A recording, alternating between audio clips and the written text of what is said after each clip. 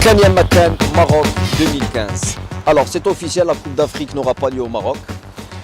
Le continent africain et la Confédération africaine de football est entré en crise. Donc on a une solution de rechange. Mais on peut dire que le plus grand perdant de l'histoire c'est le Maroc. On a fait un tour sur les sites spécialisés pour la réaction du public marocain. Et l'écrasante majorité des Marocains sont très déçus.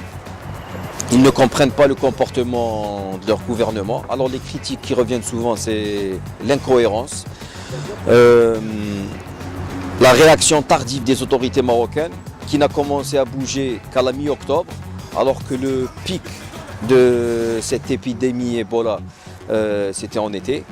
Donc les Marocains auraient pu bouger beaucoup plus tôt, ça c'est les critiques des Marocains. Et puis ce qu'on ne comprend pas aussi, c'est le maintien de la Coupe du Monde des clubs, qui représente aussi un danger, parce que donc ils déplacent les masses. Donc si on reste la logique des autorités marocaines, et puis le maintien des vols.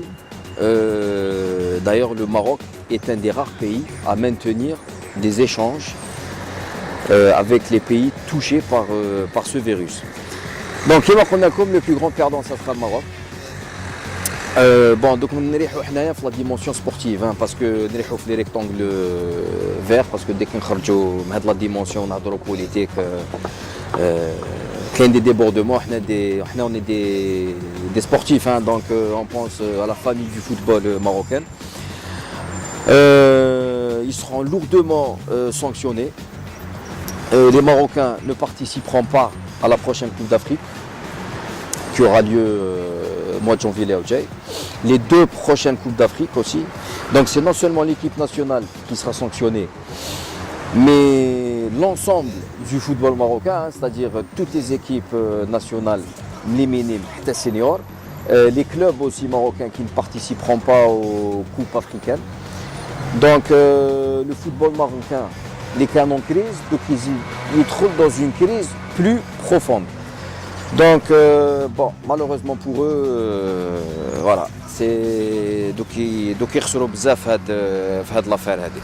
Bon, maintenant donc on a la Coupe d'Afrique.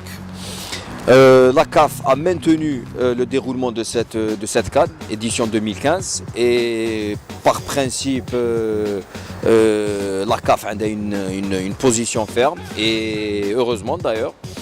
Donc les candidats susceptibles d'organiser cette Coupe d'Afrique, c'est la Guinée équatoriale, le Gabon, les Égyptiens aussi, qui avaient refusé dans un premier temps, mais vu que leur équipe nationale a donc des difficultés pour se qualifier, donc ils vont tout faire pour essayer d'organiser cette CAN.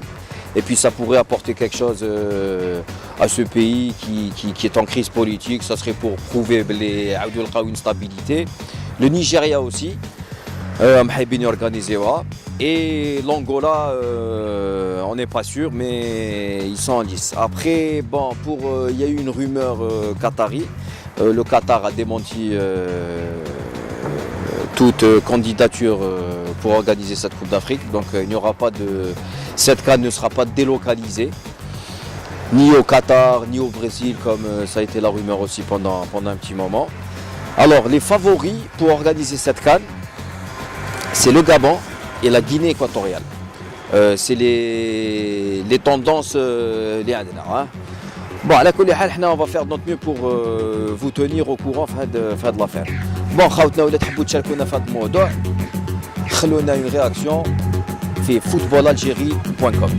بسلامة.